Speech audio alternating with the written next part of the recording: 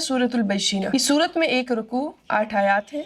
बैशीना का माना है रोशन और बहुत वाज़ेह।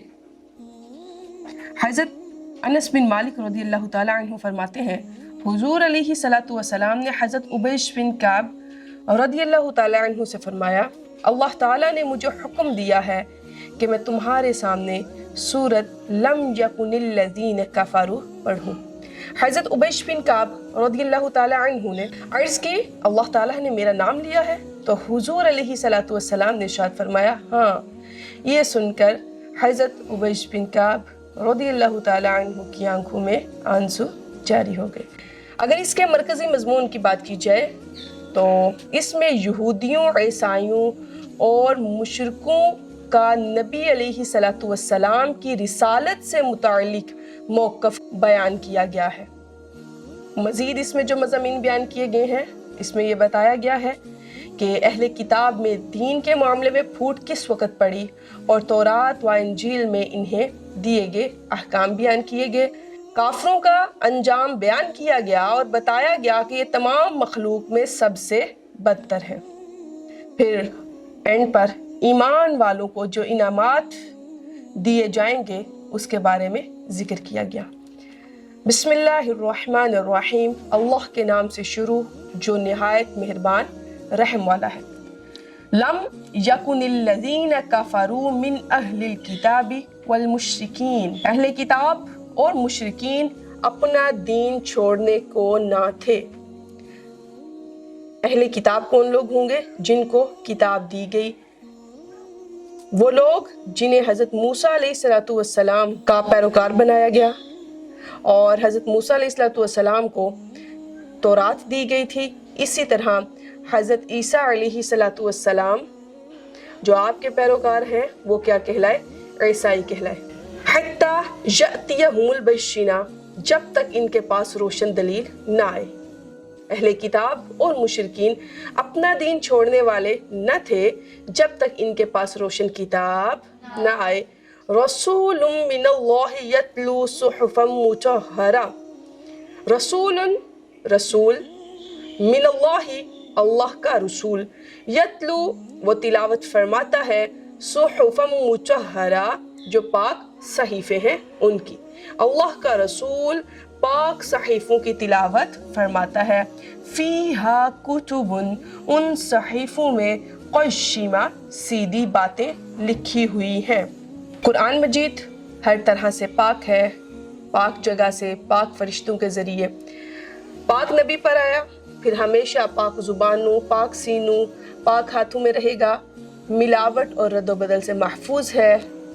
और हुज़ूर अलैहिस्सलातु वस्सलाम की तिलावत मौजिज़ा है, क्योंकि आक़ाए दो जहां सल्लल्लाहु अलैहि वसल्लम ने मखलूक में से किसी से सीखे बगैर कुरान पढ़ा भी और पढ़ाया भी, सीखा भी और सिखाया भी। जबकि हमारी तिलावत मौजिज़ा नहीं है, क्योंकि हम तो हाफिज़, कारी, आलिम वगैरह से कुरान पाक की तिलावत और इसकी किरात, इसके अहकाम, इसके असरार सीखते हैं।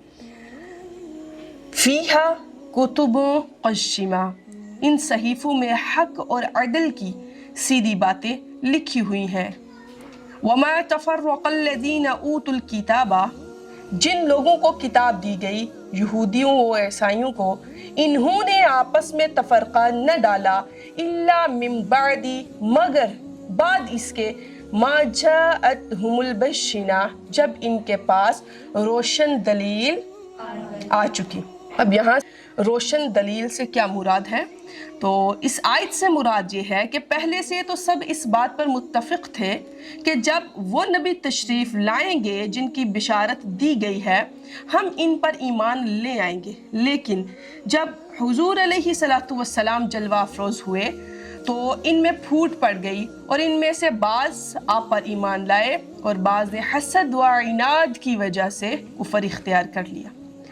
आगे हुक्म फरमाया, वमा उमिरू, और नहीं उनको हुक्म दिया गया, इल्ला मगर इस बात का, लियअबुदुल्लाह, ये कि वो इबादत करें अल्लाह ताला की, मुखलिसीन लहुद्दीन हुनफा, खालिस उसी के लिए, मुखलिस होकर خالص اسی کے لیے ہر باطل سے جدا ہو کر، حنفا یک طرفہ۔ اور ان لوگوں کو تو یہی حکم ہوا کہ اللہ کی عبادت کریں، اس کے لیے دین کو خالص کرتے ہوئے ہر باطل سے جدا ہو کر، وَيُقِيمُ الصَّلَاةَ اور نماز قائم کریں، وَيُؤْتُ الزَّكَاةَ اور زکوٰۃ ادا کریں، وَذَلِكَ دِينُ الْقَيِّمَةِ اور یہی سیدھا دین ہے۔ ان الذین کفروا بے شک وہ لوگ جنہوں نے کفر کیا، من اہل الکتاب اہل کتاب میں سے، والمشرکین فی نار جہنم خالدین فیہا وہ جہنم کی آگ میں ہمیشہ رہیں، خالدین فیہا اولئک ہم الشر البرشہ یہی لوگ ہیں مخلوق میں بدتر، مخلوق میں برے ترین لوگ یہی ہیں۔ اس سے پہلے کافروں کا دنیاوی حال بیان کیا گیا اور اب یہاں سے کافروں کا اخروی حال بیان کیا جا رہا ہے، اور اہل کتاب کے ساتھ مشرکوں کا ذکر اس لیے کیا گیا کہ وہ بعد میں یہ نہ کہہ دے کہ یہ حکم ہمارے لیے نہیں تھا۔ ان الذین بے شک وہ لوگ جو آمنو ایمان لائے، وعملوا الصالحات اور نیک اعمال کیے، اولئک ہم خیر البرشہ وہی لوگ یا یہی لوگ مخلوق میں سب سے بہتر ہیں، سب سے اچھے ہیں۔ جزاؤہم ان کی جزا عند ربہم ان کے رب کے پاس، جنات عدن ہمیشگی کے باغات ہیں، تجری بہتی ہوں گی، من تحتہا الانہار اس کے نیچے سے نہریں، خالدین وہ رہیں گے، فیہا ان باغات میں، ابداً ہمیشہ۔ رضی اللہ عنہم راضی ہوگے اللہ تعالیٰ ان سے، ورضوا عنہ اور وہ راضی ہوگے اللہ سے، اللہ تعالیٰ ان سے راضی ہو گئے اور وہ اللہ سے۔ ذالک یہ اس کے لیے ہے، یہ کیا؟ یہ جزا، یہ صلہ اس کے لیے ہے، لمن خشی ربہ جو اپنے رب سے ڈرے، جو اپنے رب سے۔ ان آخری آیات سے ایک بات سامنے آتی ہے کہ دنیا کی نعمتیں نیک لوگوں کی حقیقی جزا نہیں ہے۔ اگر اللہ تعالیٰ کسی کو دنیاوی نعمتیں عطا فرماتے ہیں تو اللہ تعالیٰ نے دنیاوی نعمتوں کے ساتھ ساتھ اس کے لیے آخرت میں بھی اجر رکھ چھوڑا ہے، لیکن اس کے برعکس کفار کے لیے آخرت میں کوئی بھی جزا نہیں ہے۔ جو وہ کچھ اعمال کرتے بھی ہیں انسانیت کے اعتبار سے کرتے ہیں، یا وہ کچھ چیریٹی کرتے ہیں، کچھ اچھے کام کرتے ہیں، لوگوں کو تکلیف سے بچاتے ہیں، تو اس کا اجر ان کو دنیا میں تو دیا جائے گا، اور وہ اللہ تعالیٰ دے بھی رہے ہیں مال کی صورت میں۔ ہم دیکھتے ہیں کہ جتنی ٹیکنالوجی جتنے فاسٹ وہ جا رہے ہیں ویسٹ والے، ہم نہیں جا رہے، تو ان کا اجر ان کو دنیا میں مل چکا، آخرت میں ان کے لیے کوئی حصہ نہیں، کیونکہ ان کے پاس ایمان کی دولت نہیں ہے۔ آخرت میں حصہ انہی لوگوں کے لیے ہے جنہوں نے اسلام قبول کیا، جنہوں نے لا الہ الا اللہ محمد رسول اللہ صلی اللہ علیہ وآلہ وسلم اس چیز کی گواہی دی۔